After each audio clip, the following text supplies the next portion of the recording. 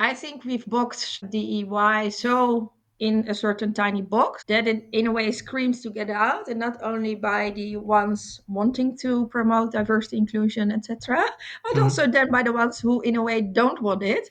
So Yeah. it has become this thing to fight over. I would basically say let's get out of that box and then showcase all the other stories there are. And that can also be stories of men with a certain background, men who grew up a certain way.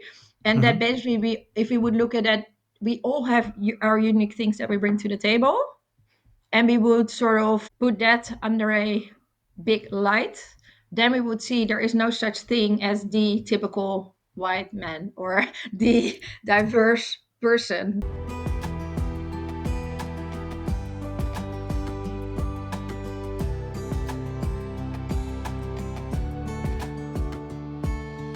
Welcome to Women Disrupting Tech. My name is Dirk Jan Upkes, and on this podcast, I give the women who work in tech the platform they need to inspire and empower each other. Join me on a journey into the world of entrepreneurship, funding, biases, and role models to discover the strategies for success in the tech industry. In other words, how women can disrupt tech. Are you ready to listen?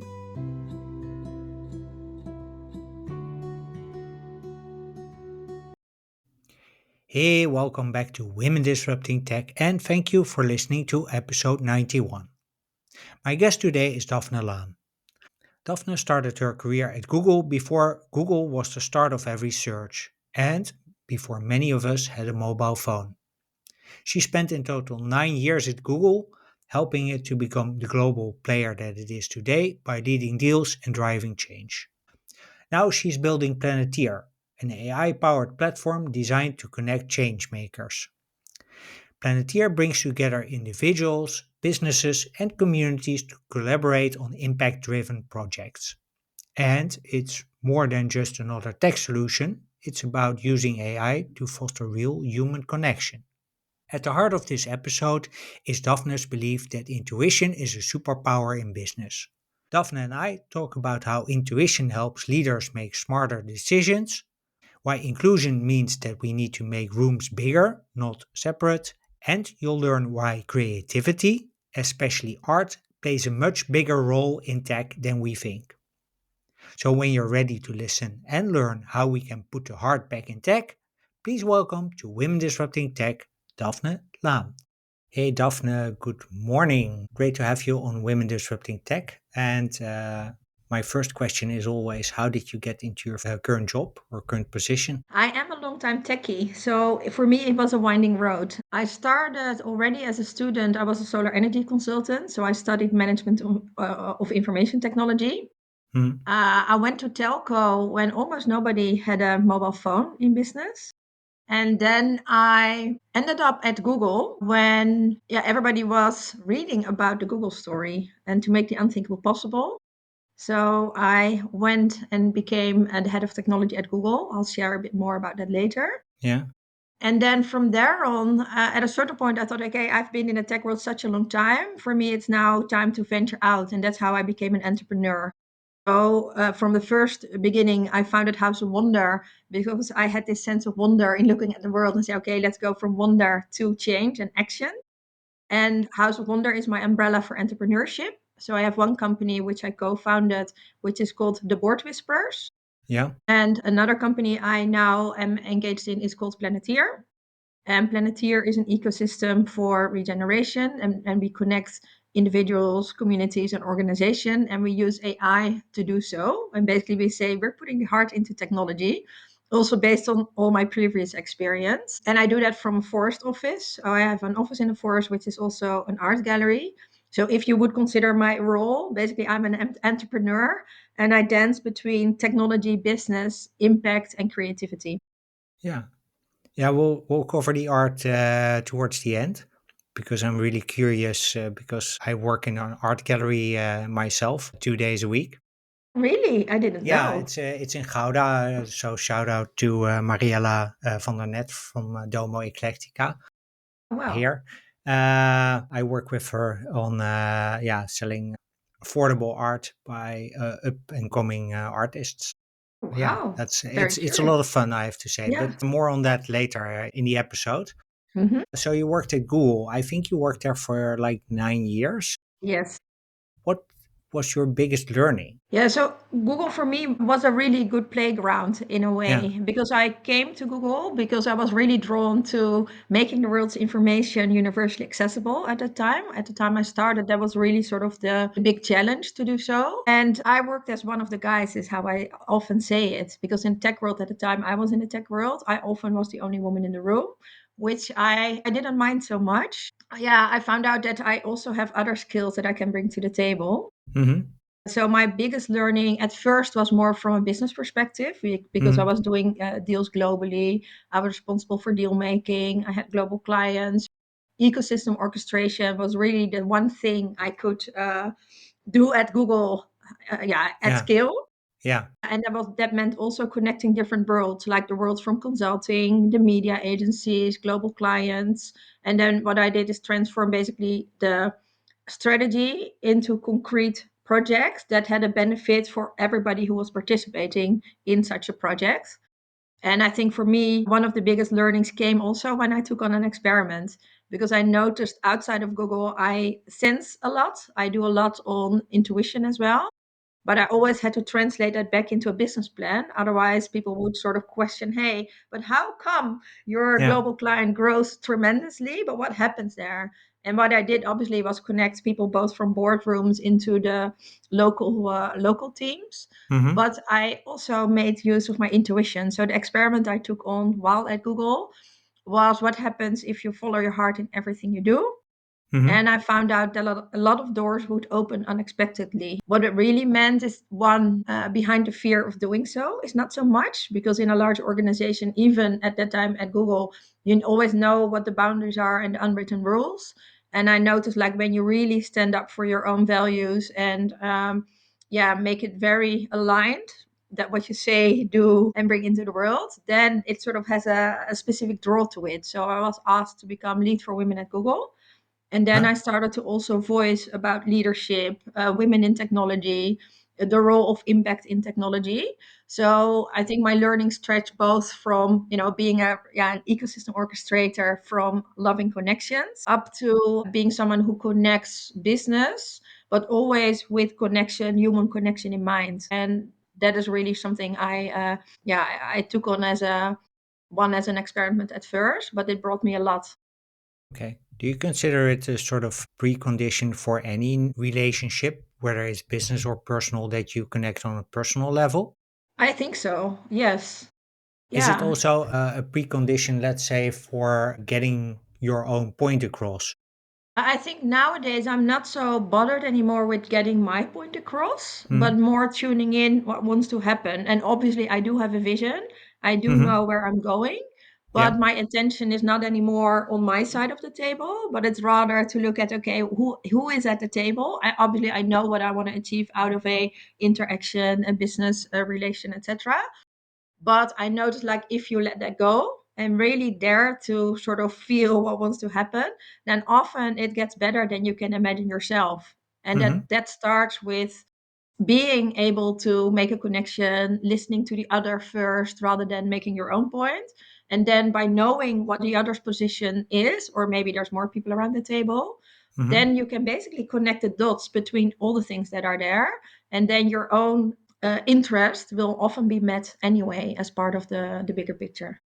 Okay, so I want to double click a bit on that intuition part, because how do you sense this in a Mhm. conversation? Yeah, there's listening involved, but maybe can we take it a step deeper? Yeah, I think for me, and I'll take it also one step further, as in I grew up in Gouda actually. I mean, when you refer to Cool. Gouda, that's where I was born. Okay. So I grew up climbing trees, ice skating, doing this typical Dutch, for the listeners abroad, a typical Dutch childhood. Yeah. But obviously, I don't look like a lot of Dutch people. So often I would get the question, where are you from? Which made me very aware, like, apparently, I don't look alike so much. Mm-hmm. So I think my sensing capabilities came about quite at a young age, Mm-hmm.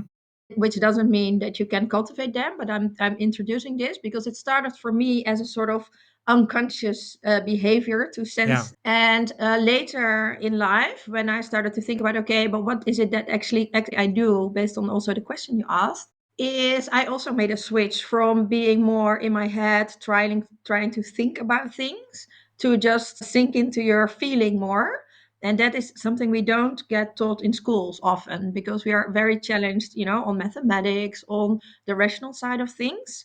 So also part of my experiment at Google was to basically sink into my body, to basically learn how to feel and take the Hmm. feelings and that is also another word for sensing, Yeah. along in then how you interact with people. But it's basically dropping from your head, and it's not a very, very wide distance, but it's in a way for a lot of Not people. physically anyway, but Physically it's a not, big but border. There's a blood brain barrier for a reason, and I also see that coming back into shifting from mind to yeah. body.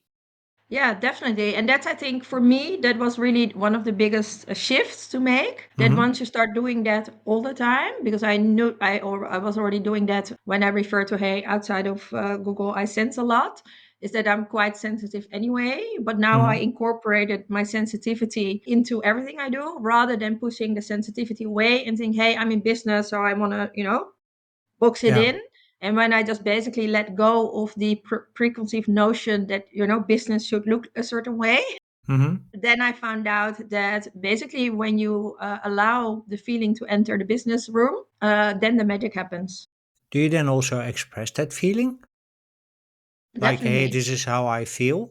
Yeah, yeah, and you start to notice a different quality into your conversations as well. Uh huh. Because if you say, this is what I think, then you tend to invite a rational discussion almost. If another person is not aligned with what you think or has an opposite opinion. But if you put on the table, okay, this is how I feel, you cannot really argue about feelings. However, you can sort of question, okay, but what does it make, or what is it that makes you feel a certain way?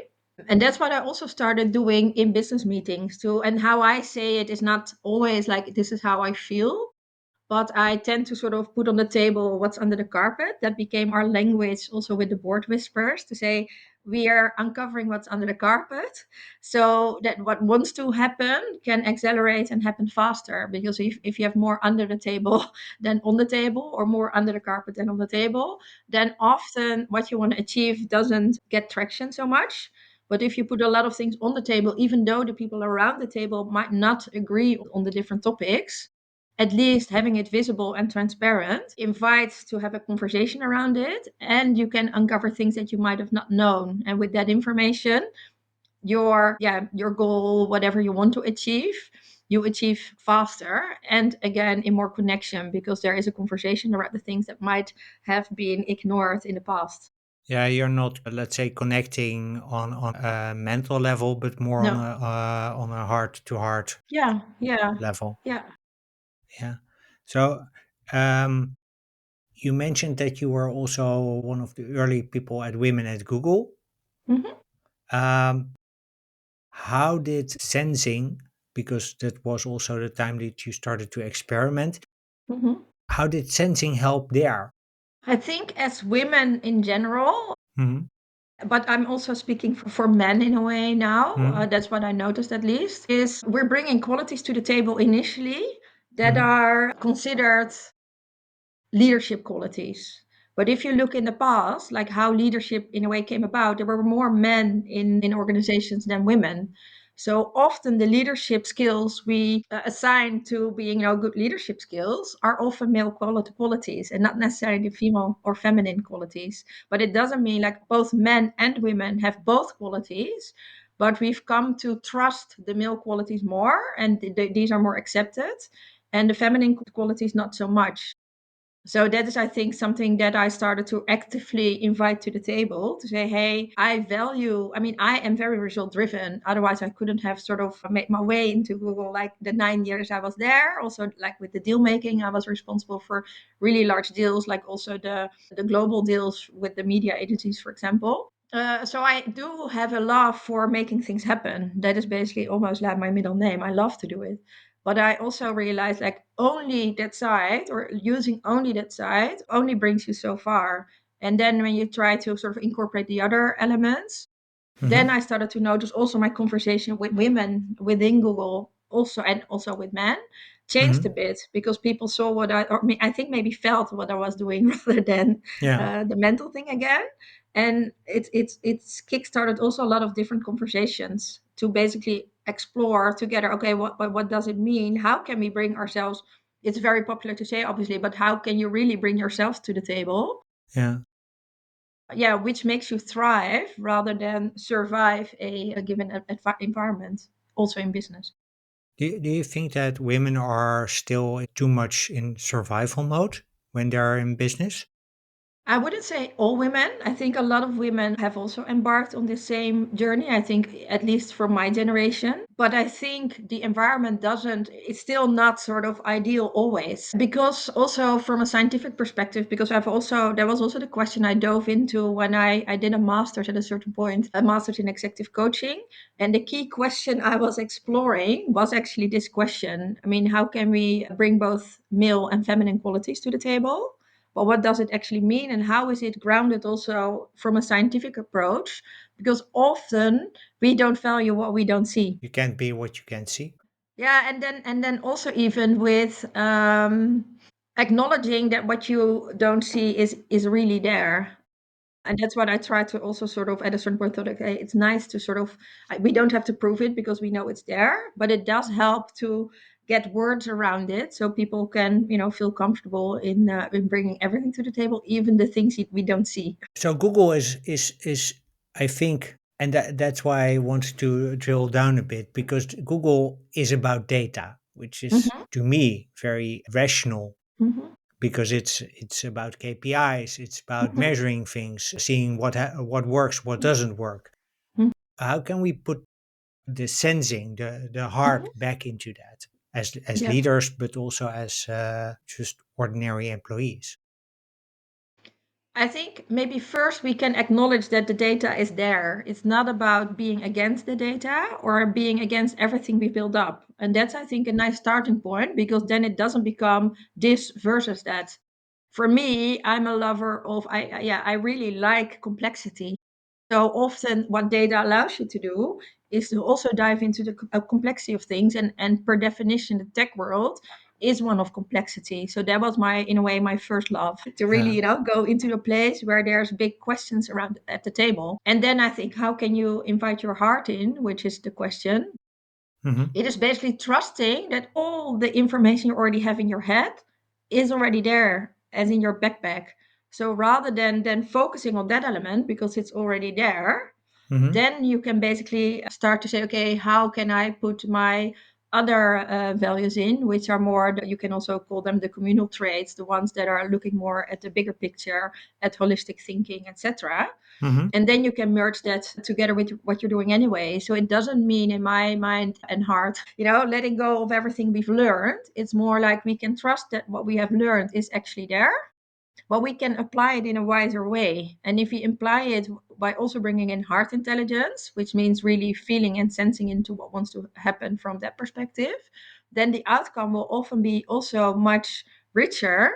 Hmm. And there the trust comes in because as soon as you start allowing yourself to do so, you're basically leading seemingly into the unknown, Yeah. but your intelligences work together better also on an unconscious level. So your mind will chip in anyway. We don't have to worry that our mind won't do its work. It will do its work better when you also connect your other intelligence, really human intelligence, which is not only our mind in it. And that's, I Hmm. think, nowadays already proven also, yeah, also scientifically, that there is not only one way of looking at intelligence. So how do you then look at the current backlash against inclusion? Yeah.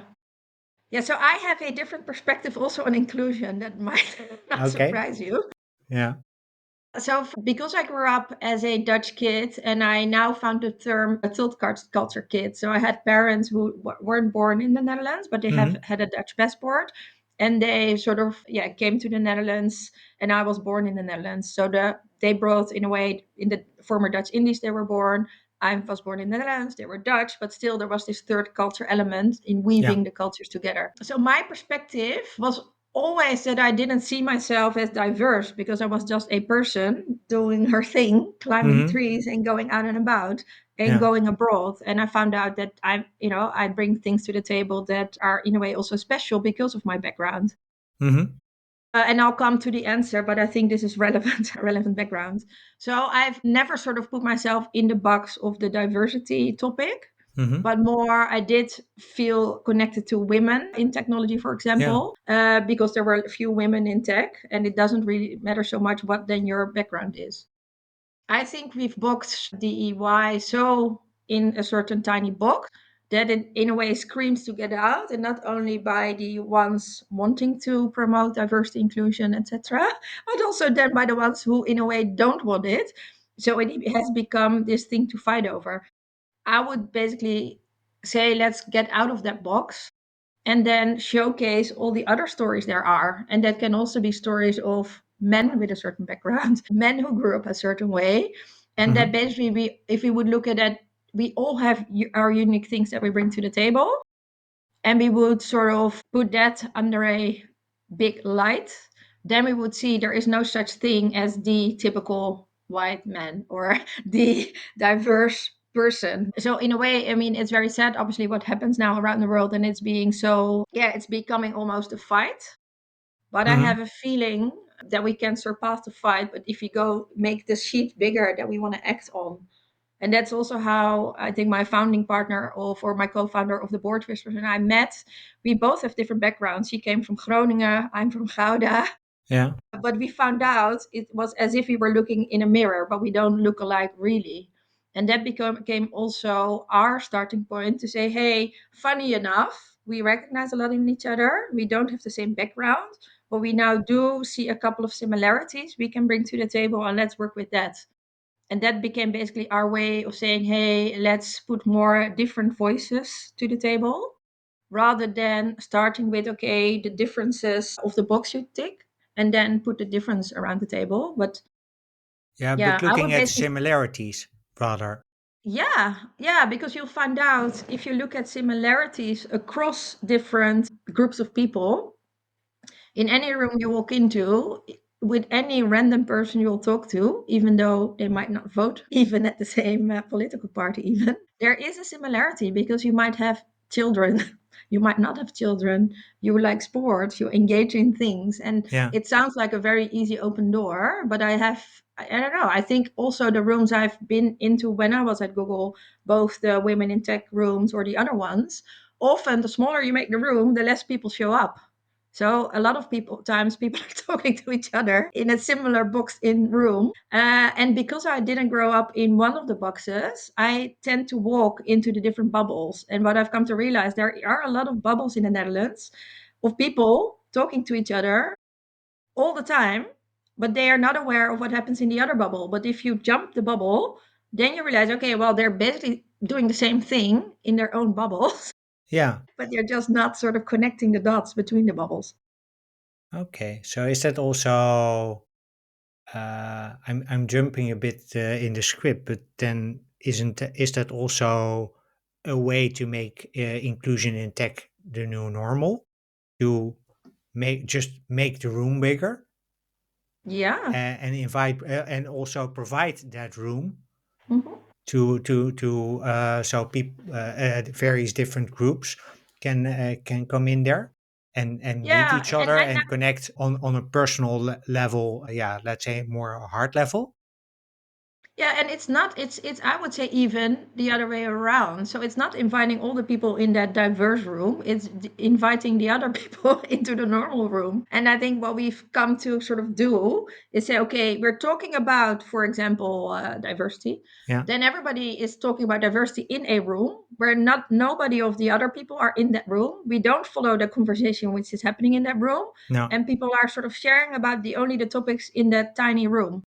I'd rather say, and that's why I don't often go to basically, I do go every now and then because I want to connect to the different bubbles. Yeah. But my preference is to just go to where the normal conversation is Is it? happening and Yeah. just have a normal conversation around the things I'm doing, which Yeah. might connect with the things they're doing also from a business perspective. And I know that might be easy to say with my background, Uh huh. But that's also why I'm saying it, because I also came to realize with voicing things, it does help to start voicing things for the others in a way that don't maybe then have the same voice. And that's what I started doing. I'm just voicing things in the big room rather than Hmm. in the small room, because I have the feeling like if I don't even dare to voice certain things, what would that tell all the people who don't have the privilege? I do consider myself privileged, Hmm.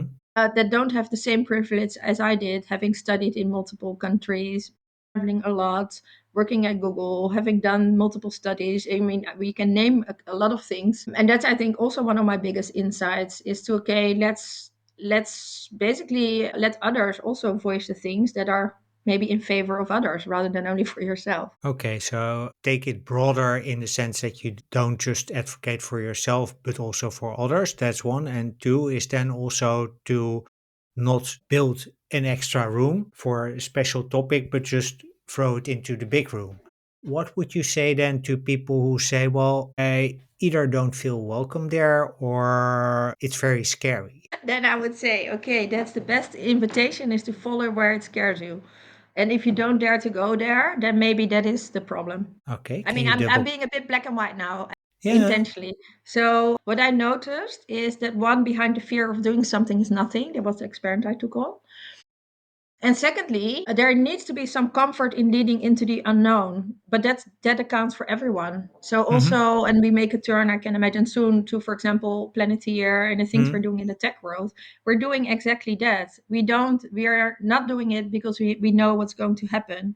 We do it because we have intuitive sense that what we're doing right in this moment is the one thing that people are waiting for globally.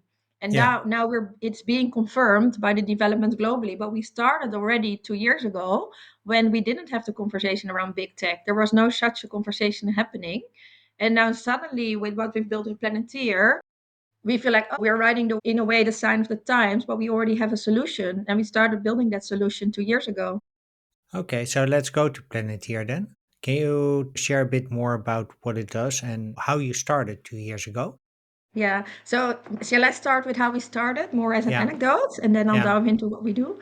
Yeah. So I think it's a nice example to bridge from the topic we just had to Mm, I was part of a large group which was called Holistic Vision. So we're looking mm, at solutions, global solutions, and saw each other on a weekly basis. The reason for doing so was because at Google, I had a lot of international contacts. So I thought I want to sort of maintain my connection with the outside world. So from there, when we gathered that group in Barcelona, I met my founding partner at the dance floor, which is okay. Well, that's a different way from usually you meet your life partner there, but business also partner is my life partner I already met at T-Mobile, so that one was covered. But I'm sharing it because it's an example of, in a way, leading into the unknown, trusting your gut. So we met each other on the dance floor. We didn't at that time talk about business yet. But then 3 months later, he phoned me up and we said, okay, let's do an intro. And we uncovered or discovered that our backgrounds, in a way, are quite similar, complementary, and that we mm, share a similar mission. So I'll just share a little bit on the background that so my founding partners, he was already with somebody else also in a business venture. They are the founders of ThinkIt, and ThinkIt is an IT collective. So they educate people in Northern or in Africa in IT skills, so machine learning, AI, etc. And then they employ them remotely at companies like BMW. So they're a very sound IT collective. So that's how that part started. And my ecosystem orchestration, which I did at Google and all the other places, was an add on. So we basically said, hey, what if we would connect the dots between both of our work? And we came up with an idea. Initially, they already had piloted an open learning platform, but we said, let's look at the idea of building an ecosystem platform. So, what mm-hmm, Planeteer is, it is an ecosystem platform that connects individuals, organizations, and companies. And we have developed an AI, which we call Merlin. And we basically bring in the magic into technology as well. So we connect the individuals, companies, and communities based on their advanced profiles. And in those advanced profiles, people can put in their quest and their offers. And Merlin basically suggests people to connect with in order to make your vision or mission tangible and happen. So we connect people around impact. And the platform has three pillars. So it has learning, connection, which I just explained, and Yeah. action. So we're building it as a user-owned platform. So this year we are tokenizing it, so it will become a decentralized platform, and people can use the token to support different impact projects, which we also define in the widest sense. It can be a wide range of projects related to people and planet. And if there's revenue on the platform, 10% is transferred into the impact or collective fund, which then is supporting the impact project. So it's basically an ecosystem platform for regeneration. And we do that through connecting people. And we're bringing, in that sense, the heart into technology. So all the technology we now have, we can basically merge our collective or human wisdom and intelligence with AI. Hmm. That's what we started building with the support of two funders from Germany. Cool. How did that come about? Yeah, so we basically wrote one pitch, and that pitch got accepted by a foundation in Germany. And the reason for doing so was, one, they said, if you, with your backgrounds, because we both had established backgrounds in the tech world, are embarking on developing something that is not only widely accessible, but also tackles in a way climate and also human connection, Hmm. then we are willing to fund it. And they really funded us to allow us to build a remote team. So we made a team with the three founding partners then. So Mohammed, Josh, and myself. We hired a product lead. So we have part-time and also people who are engaged in more front-end, back-end development. And one of the reasons also is they said, if you build a platform for a variety of people and you can tackle also migrants and refugees as a sub audience, because you see around the world that there's a lot of people who are displaced, and it will be very difficult to, from a physical perspective, to help all these people.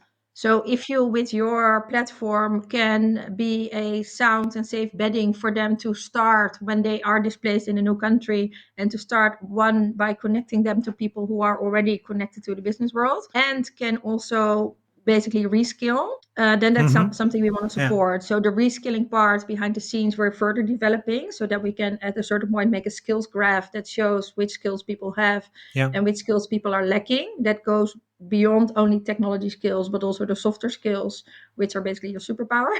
Yeah.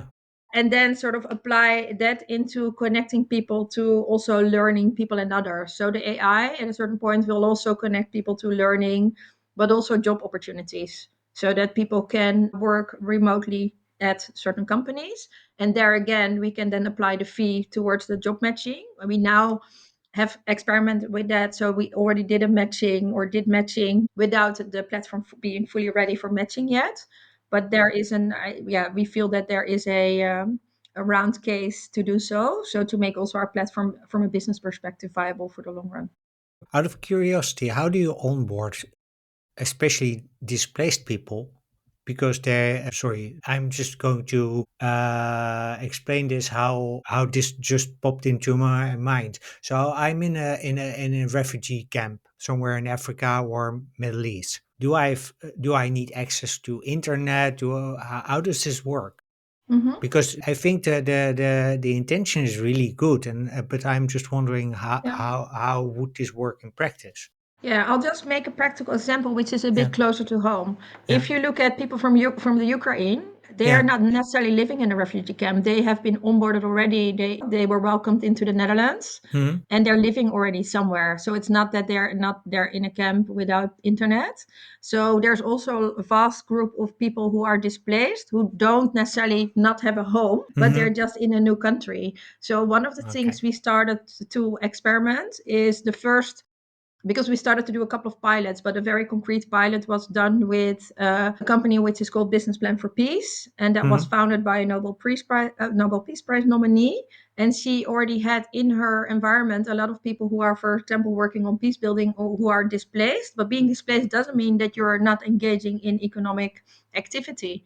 It just means that you're not in the place that you were living safely and soundly, but you're trying to establish a new living somewhere else.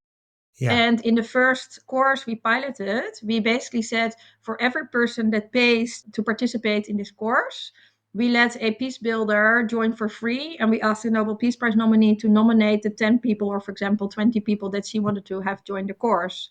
And Mm-hmm. because she is in contact with peace builders and people, for example, who were then also displaced, that became our source of influx of people joining this initiative. And what we found as well is that because we were mixing, in a way, normal people, professionals, with people with the different backgrounds, it Mm-hmm. also allows for a different conversation. So we even had people joining from Japan. We had a person who was nominated for a Nobel Peace Prize herself from the Ukraine joining. And basically, she also uncovered a large insight. And she said, "Well, I am a peace builder, but I've always fought for peace." But what she said, because the course was more about, adopting your heart intelligence rather than your mind's intelligence. She said, "I now have an insight that maybe I was fighting too much. I can invite peace in a different way." And Yeah. this is an example because it was just one course we did, but we now also partner with, for example, the Inner Development Goal Switzerland, who has also learning that basically merges different modalities. So not only the rational things, but the other ones. And there they also invite different groups of people. So per definition, our platform is for everyone, but there are subgroups we can support in the meanwhile. And I think in the future, when the skill goes up, then you could also partner with cities. So, for example, you have the Global Covenant of Mayors, Mm-hmm. which is a network between mayors. Mm-hmm. So we could also at a certain point offer access to the platform to mayors that then know where in their regions where this platform might be of help. And I think there's a lot of ways to partner up with others, because our specialty is not necessarily reaching migrants and refugees, exactly as you Yeah. say, but we do know the partners and also are in contact with organizations that already help migrants and refugees. And what they're saying is that they are not equipped, because they're often organized in an offline manner, Mm-hmm. to handle the digital skills part. So we focus really on the skills assessment or skills part Yeah. also in the future. And that's also what we've written a policy paper to basically connect what we're doing to the future of work, to AI, to all the different sort of SDGs, to say, hey, I think we can basically adopt tech for good, but you just Mm-hmm. need to open your eyes to see that Yeah. it's already happening. And that's what we want to showcase. Yeah. On opening your eyes. You're also working with the Dutch Innovators Society. Mhm.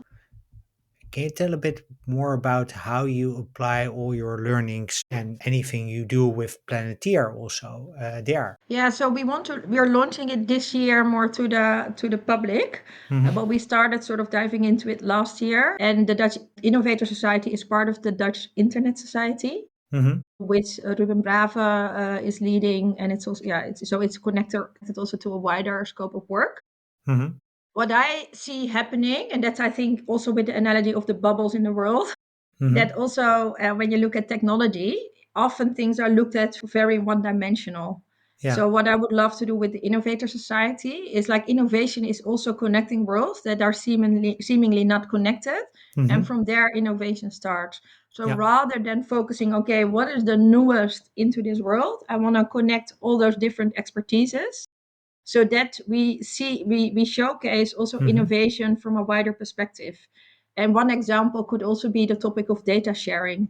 I think what we experience in the world, also with needing to lower emissions, for example, the role of sharing data becomes quite important. Mm-hmm. But from a traditional perspective, a lot of people have guarded their data, as in, okay, data is mine, it is a Yeah. competitive advantage, and I don't want to share it. What you now see happening also on a European level is data is also being shared for the benefit also by commercial entities, commercial partners. So, as a very concrete example, is ThinkIt and my co-founders of Planetir have been working also for the EU on a project to share data between automotive partners, so like BMW and Audi, all the others, and they're still commercial entities, but they share parts of the data in order to have a comprehensive picture on a European level, for example, and then come to some sort of a technical agreement how to share the data while the data remains yours, but then it can be applied for the benefit of the whole, as an example. So what I would love to do is just basically also have engaging conversations around the collaborative practices that are already out there, Mm-hmm. and by showcasing the different ecosystem platform initiatives there are, of which Planeteer is obviously one, Mm-hmm.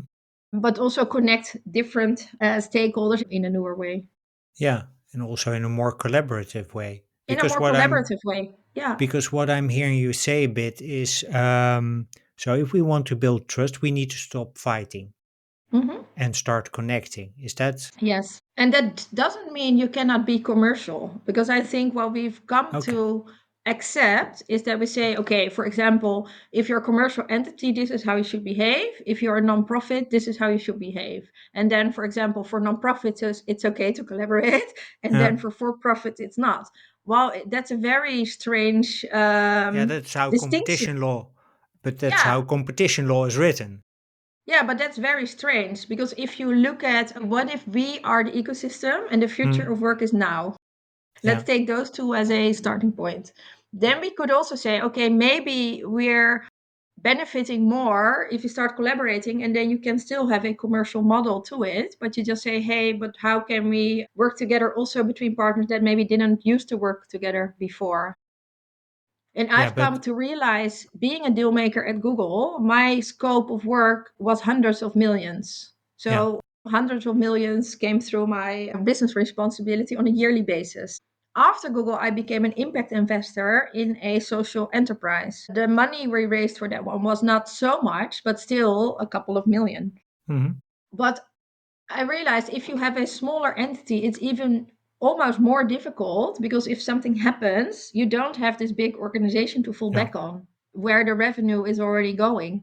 yeah. So in a way, if you take that argument further, and that was a for profit, but it was a social impact enterprise, often it's more difficult to get a small P&L going rather than the one that's already running. And then you could argue even to say, okay, if you would have a for profit that doesn't perform, Mhm. in a way that's worse than a non-profit that does perform quite well. I mean, if a for-profit doesn't make money, which a lot of sort of scale-ups still don't do, that is considered something good. While, for example, a for-profit that doesn't maybe make profit, but is able to provide for a large group of people that are making impact, that Mhm. is considered not so cool in a way. I mean, I'm just also making it a bit black and white here. And I believe that the definitions we've given to the different entities don't serve us all. So that's Not why anymore anyway. not anymore. I mean, they did, and they were serving their purpose. But now I think in what we're finding ourselves in is like there is not a good definition of, or a business entity you can attach to a social impact enterprise, or you just need to choose from the different, whether you want a BV or a. So what we decided to do is say, okay, we all have for profits. So I work from my House of Wonder is a BV, but in the middle we can work together also in different ways, and then make impact together, but also make sure that people are making the ends meet for others as well. So you actually are you combine profit with purpose. Before we close, I want to switch Yes. gears a bit to the art world Yay. because you have a podcast on art. Yes. And we just discovered at the beginning that it's a shared passion. Yeah. What is to you the relationship between art and tech? I think what I would say at most, and that's the more forward looking, is I think the arts are working on the thing that isn't sort of discovered yet. I mean, art gives words to something you cannot express in words. Hmm. And that's why I think the role of art in this age is becoming more important, because we don't have sometimes yet the words to express what we want to bring in the world. And the Hmm. arts can be a translator of that sign of the times that's already there. We all feel that something new is coming, but we cannot quite grasp it. But it Yeah, gives this sense of hope that we say, hey, I can, if I imagine, then I can see it. yeah. And the artists are very well at tuning into that what isn't there, and then sort of giving that a sort of expression without needing to word it. So that's They're one. literally imagining it.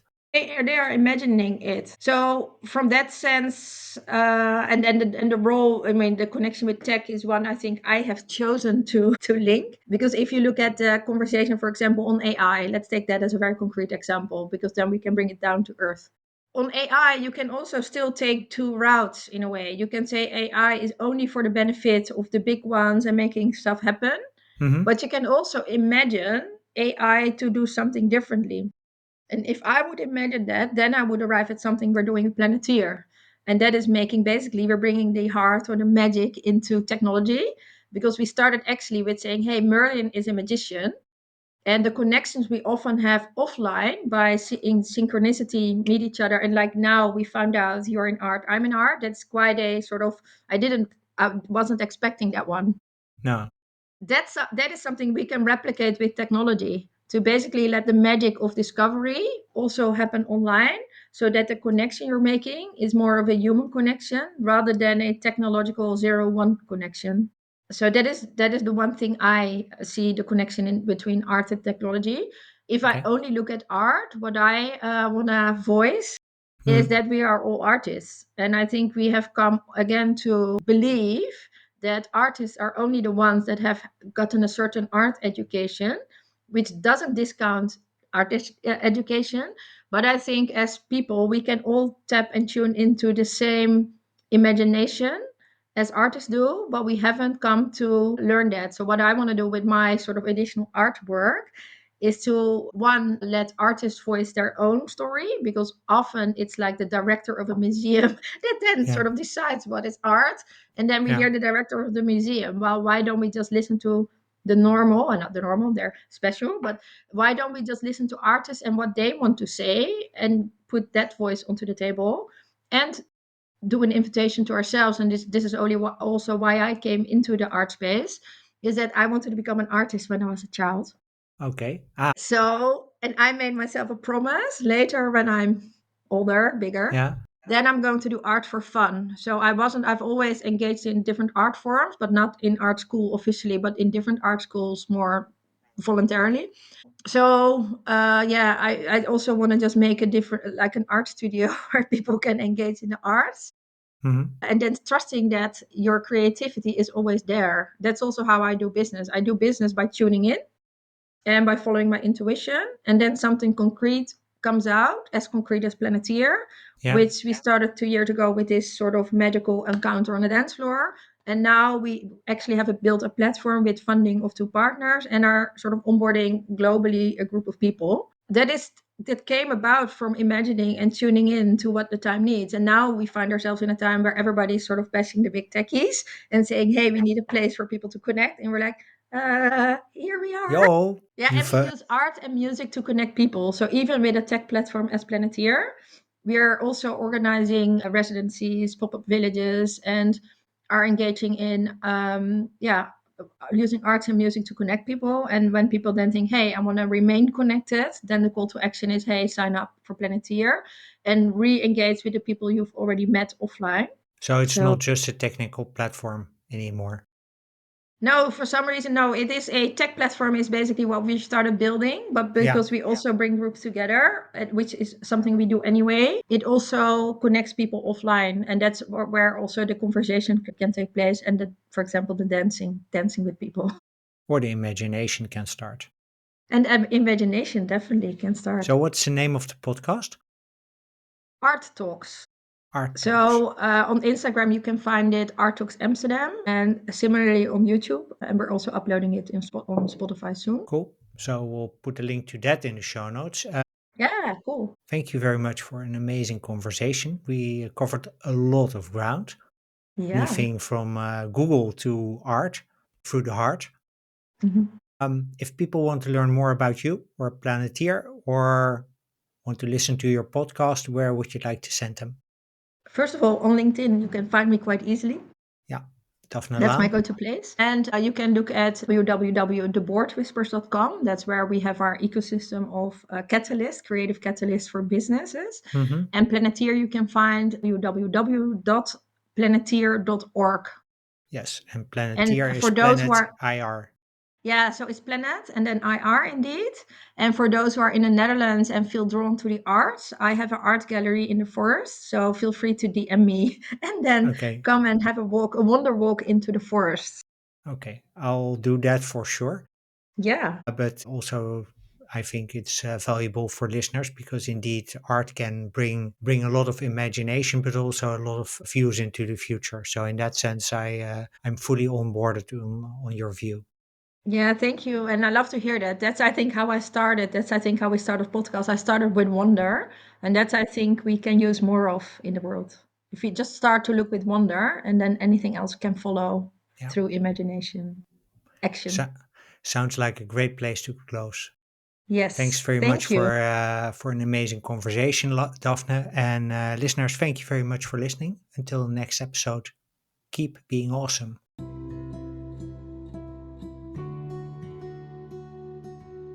Well, that's a wrap for episode 91 of Women Disrupting Tech on using intuition as a superpower in business with Daphne Laan. Daphne and I hope that you found our conversation as inspiring as we did. And if you'd like to learn more about or connect with Daphne, the Board Whisperers, or Planetir, please check out the links in the show notes. As usual, you can find the show notes at Women Disrupting Tech, all one word, .blog. On the same website, you can also become a member of the Women Disrupting Tech community. As a member, you get early access to new episodes and you get a handwritten email with the magical moments and practical insights of each episode. So check out the show notes for a link. When you enjoy listening to the podcast, please follow the show on Spotify, Apple, Amazon, or YouTube. Following Women Disrupting Tech is a great zero cost way to support my guest in making inclusion the new normal in tech businesses by the end of 2032. And if you're a regular listener, please give the show a rating or a review because that way you help other people discover the podcast. If you're a male ally and you want to help the Women Disrupting Tech make this podcast obsolete by the end of 2032, there's a simple thing you can do. Please share the podcast with friends, family, and coworkers because this way you give my guest a platform they need to make it happen. Finally, if you want to connect with me, you can reach me via dirkjan at womendisruptingtech.blog or you can send me a DM on LinkedIn. On LinkedIn, simply type in my name and you'll find me. With that, I wish you a wonderful day. I hope to see you in the next episode. And until then, keep being awesome.